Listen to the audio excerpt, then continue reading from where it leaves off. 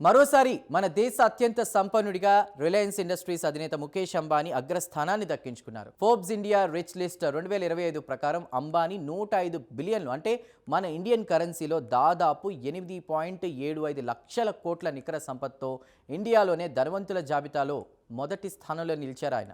Telecom, retail, petrochemicals, digital సేవలతో సహా పలు రంగాల్లో రిలయన్స్ ఇండస్ట్రీస్ సాధించినటువంటి అద్భుతమైన వృద్ధి కారణంగా అంబానీ సంపద భారీగా పెరిగింది.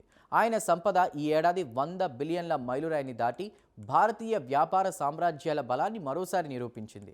ముఖేష్ అంబానీ గత ఏడాదితో పోలిస్తే నికర విలువలో 12% తగ్గుదల ఉన్నప్పటికీ మొదటి స్థానంలో ఉన్నారు. అలాగే భారతదేశంలో 100 మంది అగ్రగామి కుబేరుల ఫోర్బ్స్ జాబితాలో గౌతమ్ అదానీ రెండో స్థానంలో నిలిచారు. $92 బిలియన్ రెండో స్థానాన్ని సొంతం చేసుకోగా ఓపీ జిందాల్ గ్రూప్, ఇక సావిత్రి జిందాల్ 40.2 బిలియన్ డాలర్లతో మూడో స్థానంలో నిలవగా, టెలికాం దిగ్గజం సునీల్ మిట్టల్ నాలుగో స్థానంలో నిలవగా అతని సంపద దాదాపు 34.2 బిలియన్ డాలర్లుగా ఉంది. ఇక ఈ సంవత్సరం అత్యధికంగా డాలర్లు సంపాదించిన వ్యక్తిగా సునీల్ మిట్టల్ నిలిచారు. టెక్ బిలియనీర్ శివ నాడార్ ఐదో స్థానంలో నిలిచారు. ఆయన సంపద దాదాపు 33.2 బిలియన్ డాలర్లుగా ఉంది.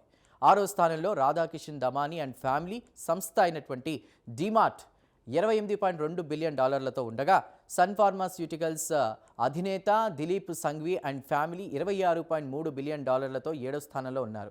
ఇక 8దో స్థానంలో బజాజ్ కుటుంబం 21.8 బిలియన్ డాలర్లతో ఉండగా, సీరం ఇన్స్టిట్యూట్ ఆఫ్ ఇండియా అధినేత సైరస్ పూనావాలా 21.4 బిలియన్ డాలర్లతో 9దో స్థానంలో ఉన్నారు. బిర్లా గ్రూప్ అధినేత కుమార్ బిర్లా ఆదిత్య 20.7 బిలియన్ డాలర్లతో 10దో స్థానంలో ఉన్నారు. ఇక భారతీయ ధనవంతులు మొత్తం సంపద రికార్డు లెవెల్లో పెరిగింది. ఫోర్బ్స్ నివేదిక ప్రకారం భారతదేశంలోని టాప్ 100 ధనవంతుల మొత్తం సంపద మొదటిసారిగా 1 ట్రిలియన్ అంటే మన కరెన్సీ ప్రకారంగా 83 లక్షల కోట్ల మైలురాయిని అధిగమించింది.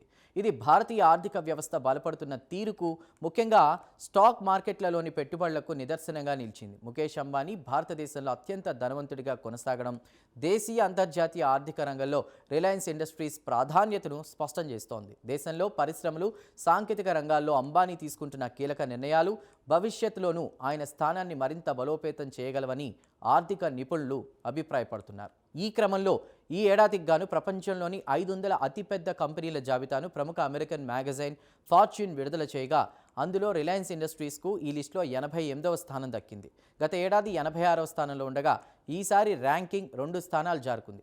2021లో 155వ స్థానంలో నిలిచిన ఆర్ఐఎల్ గడిచిన 4 ఏళ్లలో 67 స్థానాలకు ఎగబాకింది.